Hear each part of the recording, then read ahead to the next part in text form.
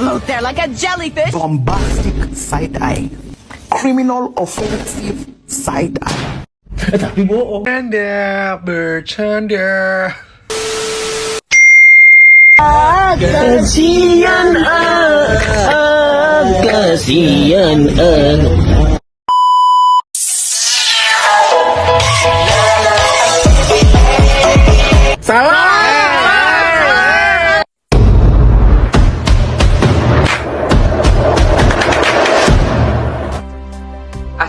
Assalamualaikum warahmatullahi wabarakatuh.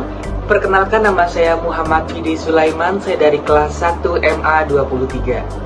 Yang saya hormati Ibu Widya Stiana Vista Wijaya sebagai dosen pengampu pengantar ilmu komunikasi.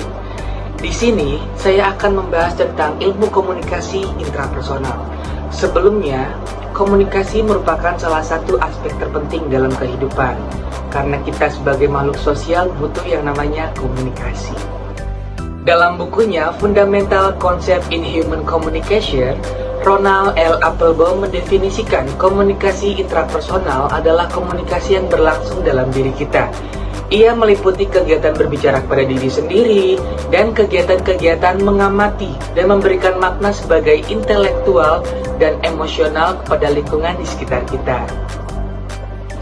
Ada pula beberapa tahapan komunikasi intrapersonal. Yang pertama, sensasi. Sensasi merupakan kemampuan setiap individu untuk menyerap segala hal yang terjadi lewat panca indera yang disebut stimulus, kemudian menghasilkan suatu proses sensasi. Contohnya, masakan Padang yang berbeda jika dirasakan oleh orang Jawa, tetapi biasa saja bagi orang Sumatera Barat. Hal ini bisa dirasakan karena perbedaan kapasitas alat indera, sehingga sensasi dapat mempengaruhi persepsi. Yang kedua, persepsi. Persepsi merupakan pengalaman tentang objek, peristiwa, atau hubungan-hubungan yang diperoleh dengan menyimpulkan suatu informasi dan menafsirkan pesan dengan memberikan makna kepada stimulus indera. Yang ketiga, memori. Memori menjadi peranan penting sebagai sistem yang terstruktur, sehingga menyebabkan organisme bisa merekam fakta serta menggunakan pengetahuan untuk membimbing perilakunya. Proses kerja memori terbagi menjadi 3. Yang pertama yaitu adalah perekaman atau encoding, yang kedua itu adalah penyimpanan atau storage, dan yang ketiga itu adalah pemanggilan atau retrieval. Kemudian model komunikasi intrapersonal. Model komunikasi intrapersonal menurut Berlang. Pada dasarnya, model komunikasi ini merupakan proses pengolahan dan penyusunan informasi melalui sistem syaraf yang ada di dalam otak, yang disebabkan oleh stimulus yang ditangkap oleh pembaca indera. Ada pula cara meningkatkan model komunikasi menurut Hanjana dalam bukunya. Yang pertama itu adalah mendengarkan hati nurani. Yang kedua, menyadapkan daya imajinasi kreatif. Yang ketiga, menyadapkan buku harian. Yang keempat, bermeditasi. Dan yang terakhir adalah menyadapkan kehendak bebas. Karakteristik komunikasi intrapersonal. A few moments later.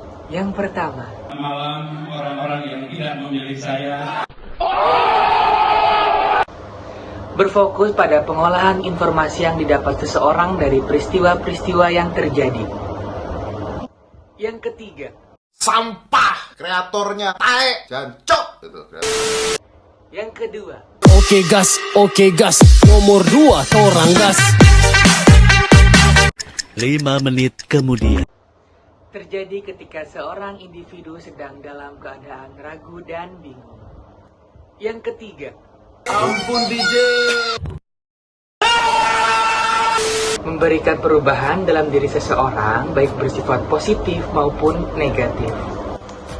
Adapun tujuan komunikasi intrapersonal, yang pertama itu adalah self-awareness, kesadaran diri. Kesadaran diri yang memungkinkan seseorang menyadari atau memahami setiap karakter kepribadiannya sendiri. Dengan introspeksi diri memungkinkan seseorang dapat mengetahui kualitas yang dapat membantu membentuk kepribadiannya.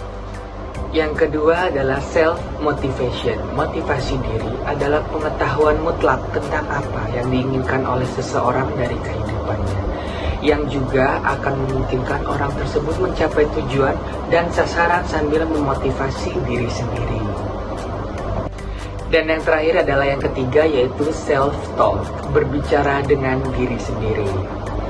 Dengan kita melakukan hal ini, kita dapat menyesuaikan diri dengan hari yang sibuk dan kehidupan yang kacau. Jadi, kesimpulan yang didapat adalah langkah awal menuju komunikasi yang efektif adalah suksesnya komunikasi dengan diri sendiri. Maka dari itu, untuk kalian semua, coba untuk sayangi dan rawat diri kalian masing-masing.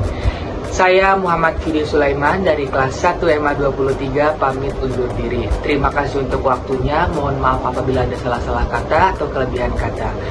Wabillahi taufiq wal hidayah. Wassalamualaikum warahmatullahi wabarakatuh. Meanwhile, in our universe. Wibu!